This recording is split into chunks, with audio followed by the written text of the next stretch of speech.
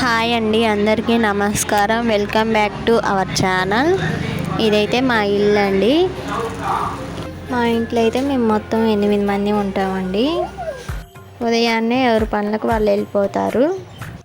ఆ తర్వాత నేను మా 2 పిల్లలు మాత్రమే ఇంట్లో ఉంటాము. పిల్లలతో నా రోజు రొటీన్ వీడియో ఎలా ఉంటుందో నేను ఈ వీడియోలో మీకు చూపిస్తాను. ఇదిగోండి మా పెద్ద బాబు క్రియేటివిటీ చూడండి. కొత్త బొమ్మలు ఎన్ని కొనుక్కొచ్చినా అస్సలు నచ్చవండి వీడికి. కావాలనే వాటిని ముక్కలు చేసి ఆ విరిగిపోయిన బొమ్మలతోనే గంటల తరబడి ఆడుతూ ఉంటాడు.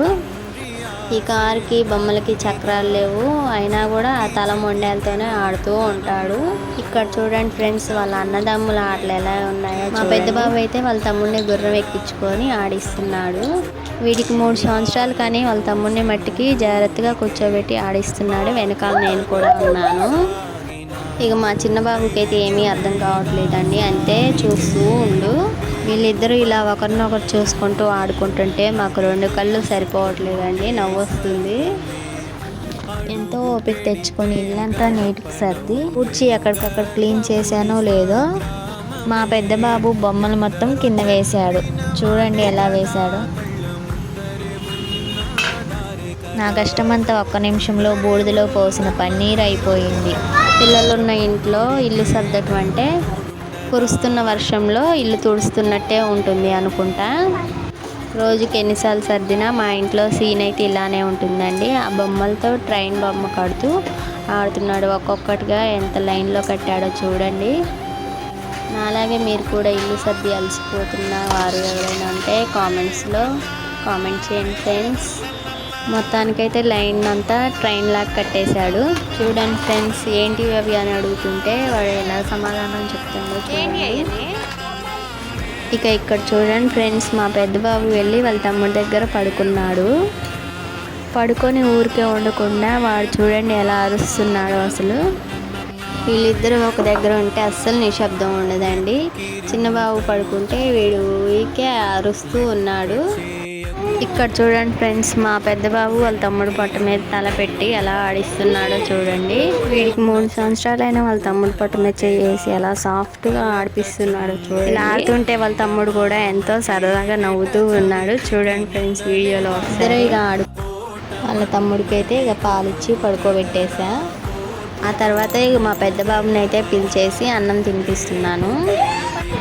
వీడి వెనకపడి ఇక బ్రతిమలాడి తినిపించేసరికి నా ప్రాణం అయితే సగం అయిపోతుంది అనుకోండి. ఎలాగో అలాగా ఇక 2 పనులు ఒక్కో లిక్కు వచ్చేసాయి. చూడండి అసలు ఎలా కింద పడి మీద పడి బోర్ల పడి ఎలా తింటున్నాడో మా పెద్ద బాబు. ఇక తర్వాత అయితే మా పెద్ద బాబే అమ్మ తింటాను ప్లేట్ తీసుకొని మరి తింటుండు. చూడండి ఎలా తింటుండో.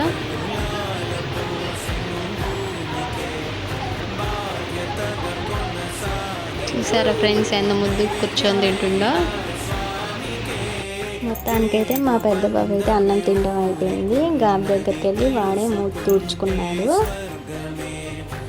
ఆ తర్వాత వాడు తిన్న దగ్గర అయితే మొత్తం మెతుకులు పడ్డాయని వాడే చీపులు పెట్టి ఇల్లు ఊడుస్తుండు. చూడండి ఎలా ఊడుస్తుండో.